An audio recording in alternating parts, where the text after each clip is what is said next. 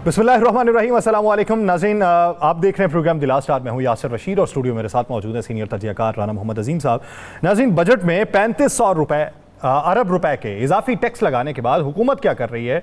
पंजाब के अंदर 29 घर जो हैं वो लग्जरी घर तैयार किए जा रहे हैं 2 कैनाल के, जो 2 अरब रुपए मालियत से तैयार होंगे, जो ग्रेड 20, 21, 22 के ऑफिसर्स को दिए जाएंगे कि वो वहाँ पर रिहाइश पजीर हो सकें सरकारी अफसरान को। ये वही मुल्क है जो मफलूकुल हाली का शिकार है और यहाँ पर सरकारी अफसरान को लग्जरी मोबाइल्स भी दिए जाएंगे, लग्जरी गाड़ियाँ भी दी जा रही हैं, लेकिन अवाम को क्या दिया जा रहा है, अवाम के क्या हुकूक सलब किए जा रहे हैं, इसके ऊपर बुनियादी तौर पे बात होगी।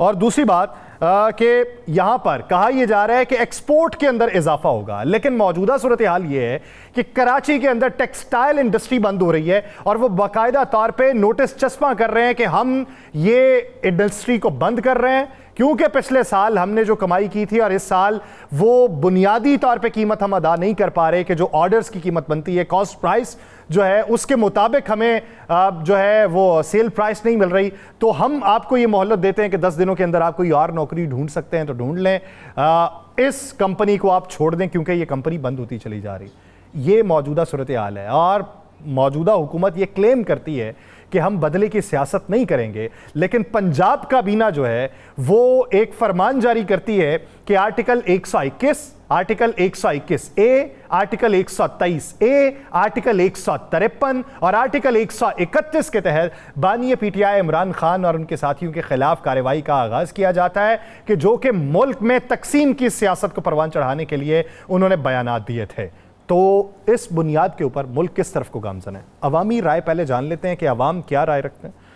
राना साहब ने कल इसके ऊपर तज़किरा भी किया था कि अवाम क्या सोचते हैं। पहले अवामी राय ले लें कि मौजूदा सूरत हाल पे अवाम क्या कह रही है। अवाम काफ़ी परेशान है, बिजली के बिलों में टैक्स लगे हुए हैं, अभी मजीद इजाफी उन्होंने टैक्स लगा दिए हैं। पहले इतनी ज़्यादा महंगाई है और ऊपर से गवर्नमेंट ने और ज़्यादा महंगाई किए जा रहे हैं, तो ये क्या हालात होंगे हमारे? इस टाइम तो बहुत ज़्यादा महंगाई है, प्राइस आउट ऑफ कंट्रोल है। सुबह से मैंने 1500 रुपये का काम किया है, जिसमें से 1100 रुपये की गैस चल गई है। अब 400 रुपया मेरे पास है, उसमें से मैं शाम का क्या कर सकता हूँ? महंगाई को कंट्रोल करें, गरीब बहुत मुश्किल में है इस टाइम। गवर्नमेंट की वजह से लोग बहुत परेशान हैं, हमारे कारोबार बंद हो गए हैं। हम अपील करते हैं कि मेहरबानी करके इसको जो ना वापस लिया जाए फैसले को। हमारी ये रिक्वेस्ट है कि जो गरीब आवाम है, जो बिल के मजीद बोझ में दब चुकी है, वो उनको थोड़ी सी रिलीफ दें। कितनी महंगाई की हुई है, 200 से ऊपर यूनिट हो जाएं तो वो जनाब 12,000 रुपये बिल आ जाता है। हम सैलरी पर्सन बंदे हैं, बिल दें, किराया दें, बच्चों की फीसें दें, ट्यूशन दें, रोज़ का आने जाने का फ्यूल करें, हम किधर जाएं? सब्ज़ी की कीमतें, तेल की कीमतें, दालों की कीमतें, घी की कीमतें आसमानों से बातें कर रही हैं। आम आदमी का जीना बहुत ही मुश्किल हो चुका है। बहुत बुरा हाल है महंगाई की वजह से, गरीब बंदे की तो कोई ज़िंदगी नहीं रही। गवर्नमेंट है जो इतने ज़्यादा टैक्सेस उसने बढ़ा दिए हैं, कोई रिलीफ नाम की चीज़ नहीं है। हमें तो कुछ समझ नहीं आ रही कि हमारा क्या फ्यूचर है। ये अवामी राय, रातों की नींद चली जाती है राना साहब जब सुन के ये ख्याल आता है कि बच्चे भूखे सो रहे होंगे। बिस्मिल्लाहिर्रहमानिर्रहीम, अस्सलातु वस्सलामु अलैका या सय्यदी या रसूल अल्लाह, अस्सलातु वस्सलामु अलैका या सय्यदी या हबीब अल्लाह। यासिर साहब, आपने ये शॉर्ट सुना के ना बड़ा कमाल किया। वो आज अभी आपने कहा ना कि पंजाब कबीना ने एक फ़ैसला किया है जी कि नफ़रत की सियासत और ये तकसीम की सियासत और ये अवाम को इश्तियाल दिलाना, तो ये जो इनके बयानात आपने मुझे सुनाए हैं, ये कोई म्यूज़िकल प्रोग्राम था? ये क्या था? क्या इसमें अवाम को इंतशार नहीं दिलाया गया? क्या इसमें हमारे उस वक्त साबिक वज़ीर आज़म थे, मौजूदा वज़ीर आज़म नहीं कह रहे कि महंगाई मार्च में जोक तर जोक शामिल हो जाओ? क्या हमारे एक साबिक वज़ीर आला नहीं कह रहे इन्हें उठा के समुंदर में फेंक दो? नहीं कह रहे? तो मुझे एक बात बताएं, हमारी वज़ीर आला नहीं कह रही कि जनाब वज़ीर आज़म चोर है? मुझे नहीं पता वो किसको कह रही। उन्होंने कहा जी कि जब बिजली के बिलों में इजाफा होगा तो फिर ये सारी चीज़ें मुझे एक बात बता दें। तो ये फिर शुरू करें ना भाई, वहाँ से शुरू करें जहाँ से शुरू करने का हक है। फिर शुरू करें वहाँ से जहाँ पर गुजरांवाला के जलसे में जो तकरीर हुई थी, शुरू करें वहाँ से जो एक प्रेस कॉन्फ्रेंस एक ऐसी दियार गैर में हुई थी, शुरू करें वहां से जो आपने अपने कन्वेंशन में नारे लगते थे सोशल मीडिया पर मौजूद है। शुरू करें फिर वहां से जहां पे प्रेस कॉन्फ्रेंसों में किसने कहां पर क्या कहा। शुरू करें फिर वहां से जो सुप्रीम कोर्ट के बाहर जलसा किया गया था। शुरू करें फिर वहां पर जो इलेक्शन कमीशन के बाहर पीडीएम ने जलसा किया था। फिर सब शुरू करें बिल्कुल। फिर जो भी है, चाहे वो कोई बानी तहरीक इंसाफ है, चाहे बानी मुस्लिम लीग नून है, चाहे कोई एएनपी का है, चाहे जमीयत का है, चाहे मुस्लिम लीग नून का है, चाहे पीपल्स पार्टी का है, फिर सबके साथ बराबरी के साथ जाएं। फिर ये सारे फैसले करें। मत सोचें कि आप एक के खिलाफ कार्रवाई करेंगे और दूसरा उठ के फौरी तौर पे अदालत से रजू नहीं करेगा, कहेगा नहीं जनाब आए बिल्कुल कार्रवाई करते हैं, आइए ये पकड़े, ये रिजल्ट है, इसने इस वक्त ये कहा था, फिर इस पर भी यही दफाल गए। यहाँ पे कारोबार जो आप कहते हैं ना सब कुछ चल रहा है इस मुल्क के अंदर। यासर साहब क्या हो गया यार, आप ऐसे ही पता नहीं, मुझे समझ नहीं आ रही। 32 घर बन रहे हैं ना, 29 घर बन है, तो क्या फर्क पड़ गया? तो यार कोई फर्क नहीं पड़ता। लो यहां पर सोसाइटियों की सोसाइटियां बना दी और यहां पर पाकिस्तान से बाहर घर बन गए। यहां पे कभी जाके कनाडा में देखें किसके कितने घर हैं, जाके बरतानिया में देखें, जाके अमेरिका में देखें, जाके दुबई में देखें, मौजूद जगह जाके देखें मुमालिक में किसके कितने घर हैं। उसको तो लेके आए ना सामने। भाई इस मुल्क में 2 ही कारोबार चलते हैं, झूठ बोल लो, सियासत कर लो, लोगों को अपनी बातों में वरगला कर उनके वोट ले लो और उनके साथ फिर जो आप कर सकते हो, जो भी आपने सौर दिखाए हैं आवाम के, जिसमें लोग रो रहे हैं, पिट रहे हैं, लेकिन नहीं, कोई ऐसी बात नहीं। अभी आप इसके बाद मुख्तलिफ सियासतदानों से जब पूछेंगे तो जो हुकूमत के हक़ में होगा वो कहेगा सब अच्छा है, जो हुकूमत के हक़ में नहीं होगा वो कहेगा नहीं। कल आपने एहसान अफजल साहब से पूछा तो मैंने एक ही सवाल कहा 10 सस्ती चीज़ों के नाम बता दें। तो यार क्या कमाल, उन्होंने भी कहा था, उन्होंने कहा केला सस्ता हो गया, केले को इंग्लिश में कह दिया जनाब बनाना, वो भी सस्ता हो गया। फिर उसके बाद उन्होंने कहा इनको फारसी की गई है, फारसी ना लैके वो भी सस्ता हो गया। फिर अरबी जदा की ना लेना है वो भी सस्ता हो गया। फिर उन्होंने कहा होने का ना पंजाबी की होना चाहिए वो भी सस्ता हो गया। फिर उन्होंने सोचा कि यार इसका नाम फलां पे या 10 चीज़ें गिना दी। और यार यही एक चलता है इस मुल्क में। आज भी मैंने प्रेस कॉन्फ्रेंस सुनी है, आज भी मैंने बातें सारी सुनी है, सब कुछ है। बानी तहरीक इंसाफ रशिया से मिले तो मुल्क के लिए खतरा है, यही था ना। यूक्रेन की जंग बंद हो गई? नहीं चल रही है। हाँ, जंग बंदी के माहदे के बावजूद क्यों रशिया के सदर को पाकिस्तान दावत दे रहे हैं? क्यों दे रहे हैं भाई? मैं कहा बहरा वहां, तुसी कहो तो ठीक है। अब हुकूमत में है यार हुकूमत में तो उस वक्त इमरान खान अपोजिशन में था। नहीं, खुद हुकूमत में है ना, अब अपोजिशन करेगी ना बात। नहीं तो बात ये जोर दे, कानून या असूल कुछ चीजें तो होती हैं ना, अपनी चीजें, अपनी बयानात नहीं मिल रहे राना साहब। अब कुछ दिन पहले ख्वाजा आसिफ साहब ने कहा कि अमेरिका पाकिस्तान में मुदाखलत कर रहा है, कहा ना। सेनेटर इरफान सदीकी साहब भी पाकिस्तान मुस्लिम लीग नून के हैं। जी। उन्होंने कहा जी कि हमें अपनी नाकामी को मानना पड़ेगा, ऐवान कांग्रेस की जो करारदाद है वो पाकिस्तान तहरीक इंसाफ की जीत है। अच्छा मुझे एक बात बताएं, मुझे अभी वो बहुत से लोगों की मैंने गुफ्तगू सुनी, सोशल मीडिया पे देख रहा था जी, वो अमेरिका जो है इमरान खान के साथ आ गया, फलाना इमरान खान के। मुझे एक बात बताएं, उस सारी कांग्रेस की जो करारदाद है उसमें किसी एक जगह इमरान खान का नाम है नाम? वो तो मुल्क में इलेक्शन के हवाले से तो है, इलेक्शन के हवाले से ना। क्या इलेक्शन में ये नहीं हुआ? क्या इलेक्शन में ये 2 नंबरी नहीं हुई? क्या आबद अली कोटला जो मुस्लिम लीग नून का सदर है वो ये नहीं कह रहा गुजरात से जो है? क्या नून लीग के बहुत से लोग ये नहीं कहते? क्या लाहौर में लगी हुई पिटीशन पे मुस्लिम लीग नून के लोगों ने पिटीशन नहीं की हुई? यार पता नहीं, मुझे समझ नहीं आती, इनको यही नहीं पता। मेरे सोशल मीडिया पे वो खुद भी क्लेम करते हैं कि जीतने वाला भी एतराज कर रहा है, हारने वाला भी एतराज कर रहा है। जब एतराजात हैं तो फिर दूसरों के लगाई गई बातों के ऊपर इतनी तशवीश क्यों है? बस समझ से बाहर है। इन्हें यही नहीं पता कि कांग्रेस कौन है, अमरीकी हुकूमत कौन है, कांग्रेस का क्या किरदार है, अमरीकी हुकूमत का क्या किरदार है। लेकिन आज तो वो वर्किंग ग्रुप जो अक़वाम मुत्तहिदा का है उसकी बात को तर्जुमान अक़वाम मुत्तहिदा ने भी इंडोर्स कर दिया। उन्होंने कहा जी हम तायद करते हैं उसकी। नहीं यार नहीं। अच्छा नहीं गलत ना क्यों कहते हैं? इस मुल्क में ऐसे इंतखाबात हुए हैं कि आप सोच नहीं सकते, साफ और शफाफ। वो इतने साफ थे कि उन्हें शफाफ करते करते कई दिन लग गए हमें। कई दिन लगे साफ को शफाफ करते करते फिर जाके हमने रिजल्ट पेश किया।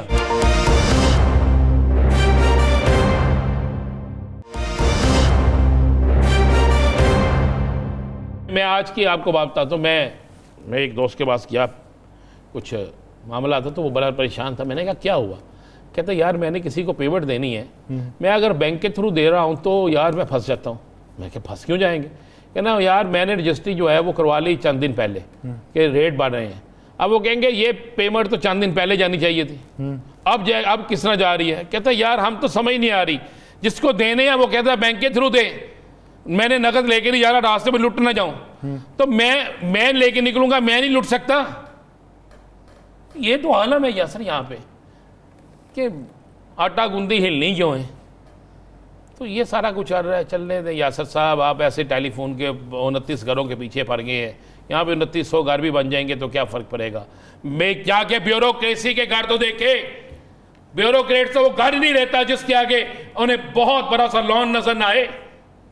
जाके इन सरकारी घरों को देखें, पाकिस्तान रेलवे के घरों को जाके देखें, वहां पे जाके दूसरे घरों को जाके देखें, करें इनको शिफ्ट। अगर आपने करना है, अगर आपने इस मुल्क को बचाना है, इस मुल्क की इकॉनमी को बेहतर करना है, इस मुल्क के अवाम को ये बताना है कि आप हकीकी लीडर हैं, करें इन्हें 5-5 मरले के घरों में शिफ्ट करने होते तो ये 2 कनाल के घर बन रहे होते। राना साहब क्या बात। मौजूदा सियासी सूरत हाल में जहाँ पे हर तरफ से पोलराइजेशन की तो हवा है, लेकिन पुराने जो दोस्त हैं वो भी अब एक दूसरे के साथ इस तरीके से बहसो मुबाहिसा कर रहे हैं और अलकाबात से नवाज रहे हैं कि शायद पाकिस्तानी सियासत के अंदर तहम्मुल मिजाजी जो है वो ख़त्म होती चली जा रही है। इल्ज़ामात की भरमार बहुत ज़्यादा दिखाई दे रही है। इल्ज़ामात में सदाकत किस हद तक है और सियासत का लिबादा किस हद तक है, इसी पे बात करते हैं। हमें ज्वाइन किया है पाकिस्तान के सीनियर सियासतदान फयाजुल हसन चौहान साहब ने। चौहान साहब बहुत शुक्रिया आपके वक्त का। चौहान साहब, बातें हो रही थी ये 4-5 साल पहले की या 2018 की, और आपने तो आज से कोई 32 साल पहले तक की बात कर दी और आपने तो 1992 के वर्ल्ड कप को भी मसनूई बारिश का नतीजा करार दे दिया। ये हकायक ये 32 साल बाद कैसे अफशा हो रहे हैं? बिस्मिल्लाहिर्रहमानिर्रहीम।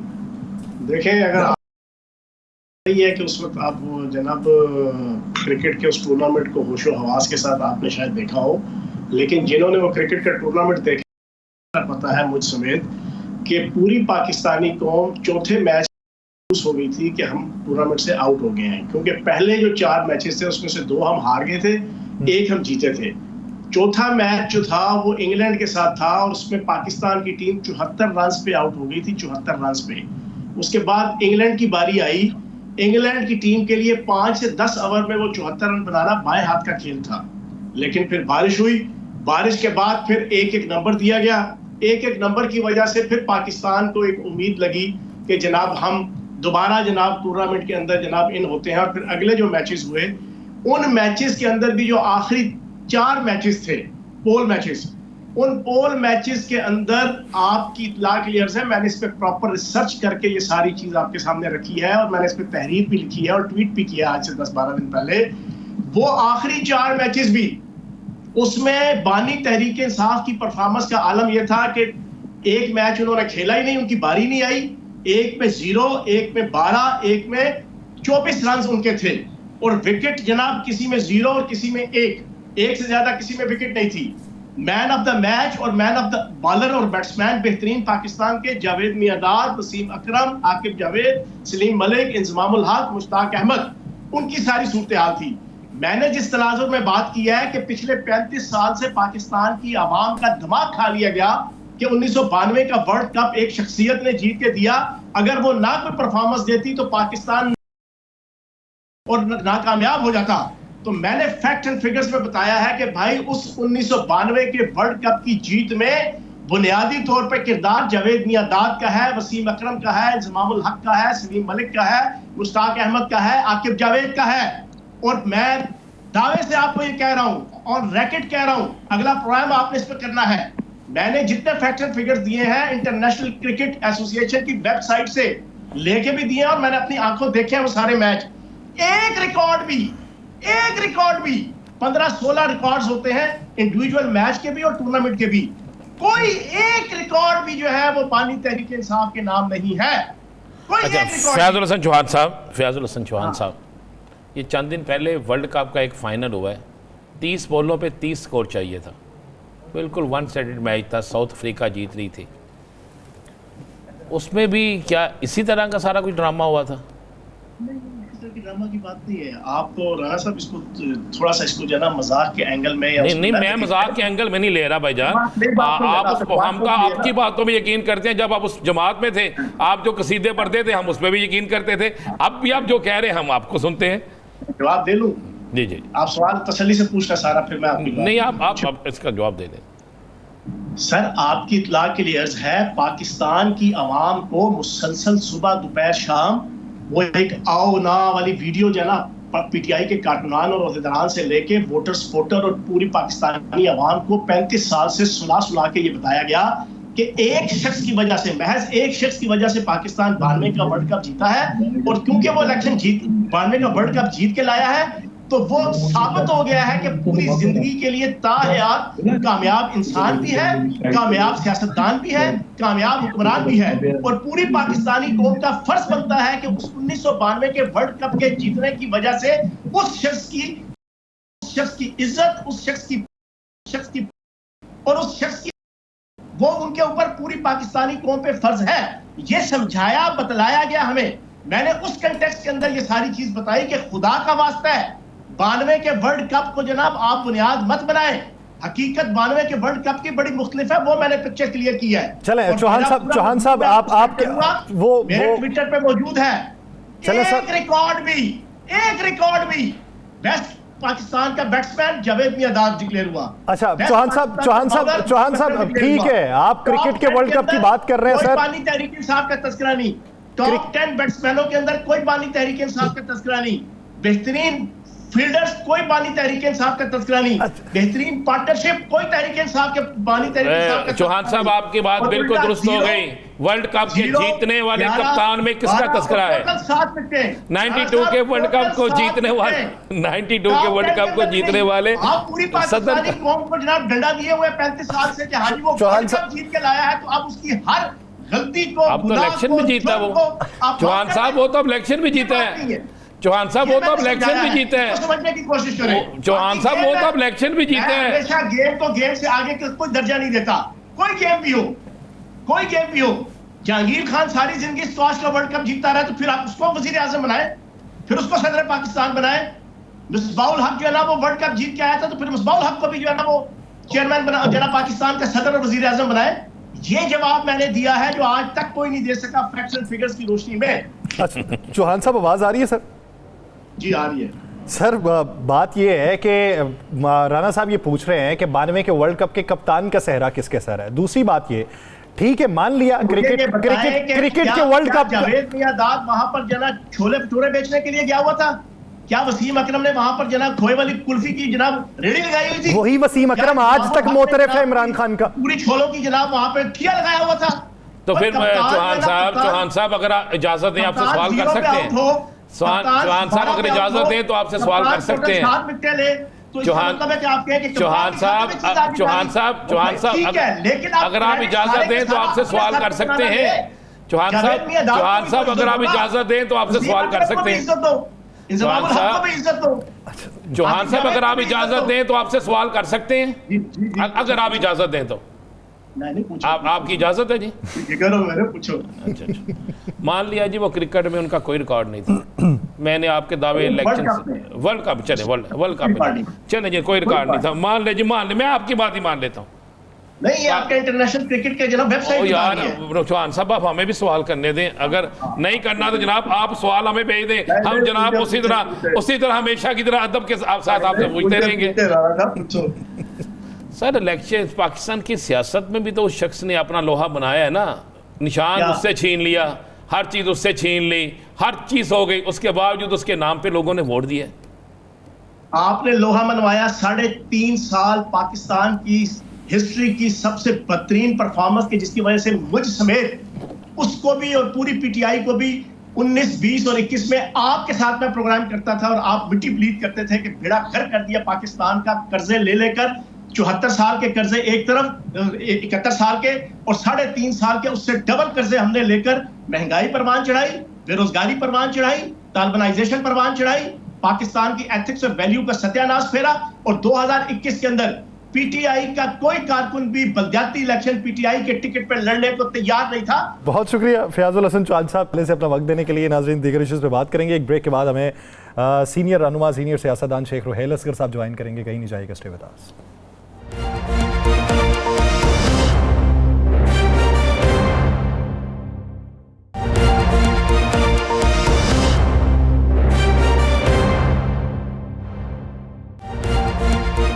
ब्रेक के बाद खुशामदीद नाज़रीन। बजट के बाद हुकूमती इक़दामात और अवामी जो सिफारिशात हैं या अवामी तौर पे जो एहतजाज हैं, क्या वो एक दूसरे से मैच करते हैं? हुकूमत ने हमें ये बताया, तारड़ साहब आके प्रेस कॉन्फ्रेंस करते हैं और वह कहते हैं कि मुख्तलिफ चीज़ों पे हमने टैक्स नहीं लगाए और टैक्स छूट दिया और वज़ीर आज़म ने बाकायदा पेन लेके ये इकदाम उठाए हैं। लेकिन आम आवाम को देखें, हमने एक वीडियो भी देखी जिसमें एक केले बेचने वाला अपनी रेडी के ऊपर मौजूद है और वह कहता है कि मियाँ साहब 67,000 रुपये मुझे बिल आया है और ये बिल पिछला इससे महीने का जो बिल था वो मैंने अपना रिक्शा बेच के पूरा किया और इस महीने में रेडी बेच के भी ये बिल पूरा नहीं कर सकता। तो इस तरह की जो बातें हैं, आम आवाम के दिलों में घर किस तरीके से किया जाएगा, इसी बारे में बात करते हैं।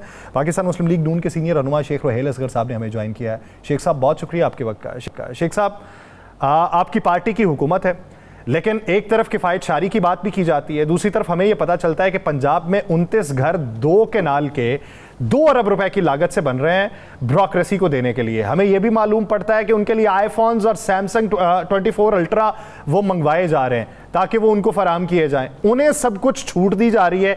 अवाम के ऊपर बिजली के बिलों में अजाब मुसल्लत किया जा रहा है। अवाम किस तरीके से उसे बर्दाश्त करेंगे? बड़ा मुश्किल सा सवाल है ये आपके जो है। बात असल पे जो मैं जो कहता रहा हूँ, शोर बचाता रहा हूँ, जो समझाता रहा हूँ, असल मुसीबत ये है कि इसमें क्या हुई।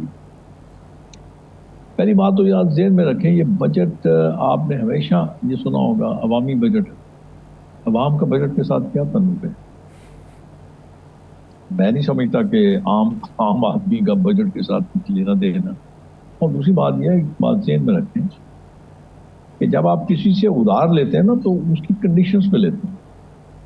उधार देने वाला सबसे पहले ये देखेगा कि उसका जो पैसा जो आप उधार ले रहे हैं वो किस हद तक सिक्योर है, और वो सिक्योरिटी के साथ साथ वो ये भी देखेगा इसकी वापसी कैसे हो। तो ऑब्वियसली वो अपनी शराइत पर आपको अपना वो पैसा देगा। जब वो आपको अपनी शराइत में पैसा देगा तो फिर वो अपनी शराइत जो है वो सख्त भी हो सकती है, मतलब उसमें नरमी वाली बात तो कोई नहीं होती। मैं अक्सर ऑपरेशन की बात कहता हूँ और पता नहीं अब मेरी बात तो वहाँ तक नहीं पहुँच सकती इसलिए कि मैं उस ईवान का हिस्सा नहीं हूँ, लेकिन मेरा जो समझ में आती है, जो देखे ना अब बिजली के बिलों के, अब बिजली के बिल आप उठा के देख लीजिए। मैं आपसे गुजारिश करूंगा, आपकी तो पास जराए हैं, मेरे पास तो ऐसा जरिया नहीं है अब कि मैं उस अदाद शुमार को इकट्ठा करूं। ज़रा एक अदाद शुमार अपने अवाम को ये भी दिखा दीजिए कि पंजाब में कितनी बिजली इस्तेमाल होती है और कितना रेवेन्यू आप इकट्ठा करते हैं, और उसकी जो थेफ्ट परसेंटेज है, या लाइन लॉसेज कह लीजिए, थेफ्ट ना कीजिए, लाइन लॉसेज कह लीजिए, उसकी परसेंटेज क्या है। इसी तरह आप बाकी पाकिस्तान के जो सूबे हैं या पाकिस्तान के हिस्से हैं, आप उनका भी दादोशुमार देख लीजिए, और उनके जहाँ जहाँ लाइन लॉसेस हैं उसका दादोशुमार भी देख लीजिए, रेवेन्यू भी देख लीजिए। मैंने बहुत अच्छा पहले एक मशवरा ये दिया था कि आप एक मिसाल, मैं ये कहता हूँ, आप ये समझते हैं कि फलानी जगह पे, पर्टिकुलर एक जगह पे बहुत ज़्यादा लाइन लॉसेस, इसका मतलब कि आप वहाँ पे मुफ्त बिजली दे रहे हैं।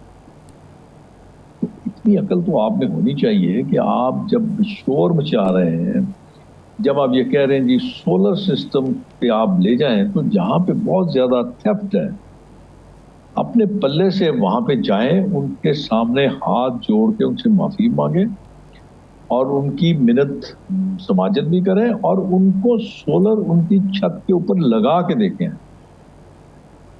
आप देखेंगे कि शेख साहब आपने बड़ी अच्छी बात की है, बहुत कमाल की। और आप अच्छी बातें नहीं होती, मेरी उम्र का तकाजा यार। मैं शेख साहब, मैं जो कि आपको जानता हूँ, मैं लाहौरिया हूँ, तो जितना हम आपको जानते हैं हमें पता है ना शेख साहब। अच्छा शेख साहब, ये तो बता दें मियाँ साहब वाइट से आए, मीनार पाकिस्तान पे जलसा हुआ, वज़ीर आज़म मियाँ साहब ने बनना था, कबूतर भी छोड़े गए, सब कुछ हुआ। मियाँ साहब पूरी इलेक्शन कैंपेन में मियाँ साहब के वज़ीर आज़म के नारे भी लगते रहे, लेकिन बड़े मियाँ साहब वज़ीर आज़म नहीं बन सके।